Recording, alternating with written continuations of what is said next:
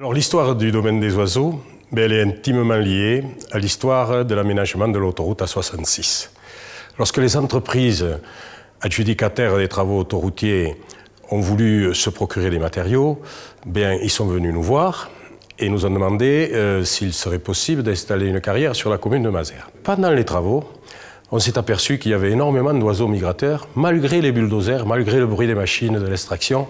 On s'est aperçu qu'il y avait énormément d'oiseaux migrateurs qui se posaient sur ces nouveaux plans d'eau.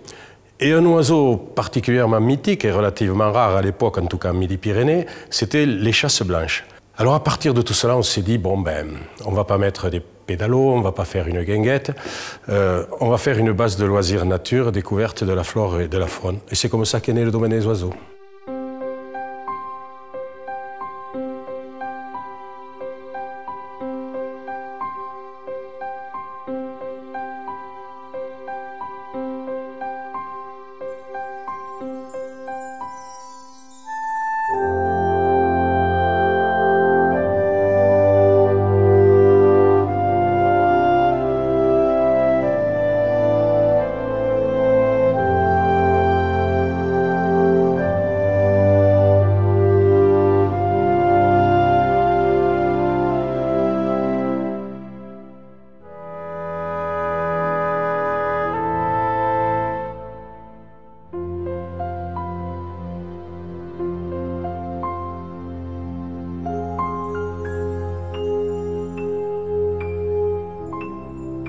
La réhabilitation des milieux humides dans un département comme l'Ariège, qui est traditionnellement un département de gros gibier, je crois que c'est quelque chose de très positif. C'est aussi une image comme peut-être on voudrait en voir beaucoup maintenant, c'est-à-dire que la réhabilitation de ces gravières, la réhabilitation des milieux humides va inciter les oiseaux à s'arrêter plus dans notre département.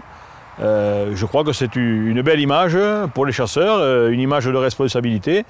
Je crois que ces gravières qui petit à petit ne sont plus exploitées, peuvent devenir un îlot idéal pour la migration de ces oiseaux, et trouver que l'Ariège peut devenir une terre intéressante, une terre fertile pour les migrateurs qui pourront s'arrêter dans notre département.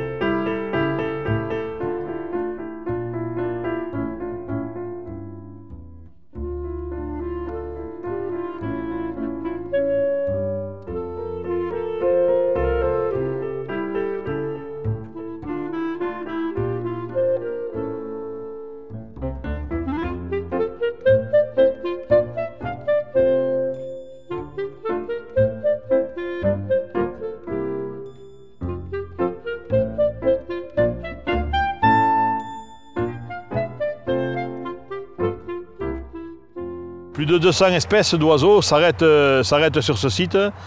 Je crois que le rôle pédagogique est évident. Les enfants pourront, dans des huttes spécialement aménagées, soit par la CCA, soit par les mairies de Mazères, pouvoir admirer, reconnaître, identifier tous ces oiseaux migrateurs qui s'arrêtent sur le site. On a installé des caméras sur les lacs, alimentés par de la fibre optique, n'est-ce pas, et qui nous donnent sur grand écran, en grandeur réelle et en direct, tous les oiseaux qui sont les pensionnaires d'un jour ou de 2 jours sur nos lacs. Je crois qu'il est très important pour les enfants de faire la différence entre un gravelot, un bécasseau, une oie, et donc les enfants apprécient beaucoup. On peut voir depuis la salle vidéo les oiseaux, on peut les admirer, on peut les faire découvrir aux scolaires qui viennent nombreux sans pour autant les déranger. Et je crois que c'est ça la finalité de l'aménagement du domaine des oiseaux. Nous les chasseurs, on prélève des espèces, mais ce qui est le plus important, c'est leur habitat. S'il n'y a pas d'habitat, il n'y aura pas d'espèces. On a plein de territoires qui ont tous un profil peut-être un peu différent, mais l'action commune c'est d'agir pour que ces territoires gardent un maximum de biodiversité. C'est très à la mode, la biodiversité, mais personne ne sait la mesurer. Mais enfin, il est certain que quand vous avez un marécage, quand vous avez une tourbière, que vous avez un petit bocage, c'est pas du tout la même chose que quand vous avez 10 hectares de maïs.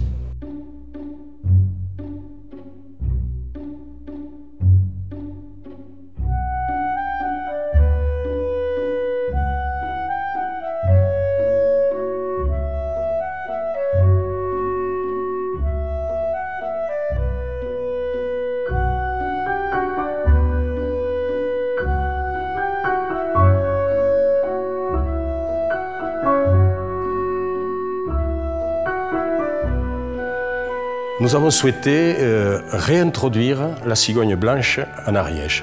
Nous sommes allés chercher, avec toutes les autorisations administratives voulues bien entendu, 5 couples de cigognes en Alsace. Nous avons demandé l'autorisation de créer un centre de soins et même un centre de réintroduction, un centre d'élevage.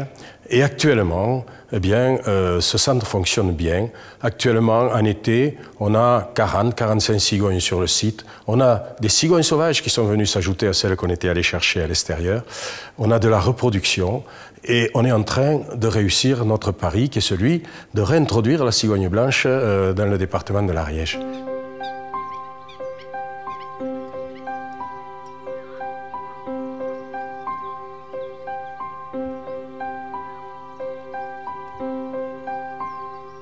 En matière d'écologie, la vérité n'est ni unique ni figée, elle est évolutive.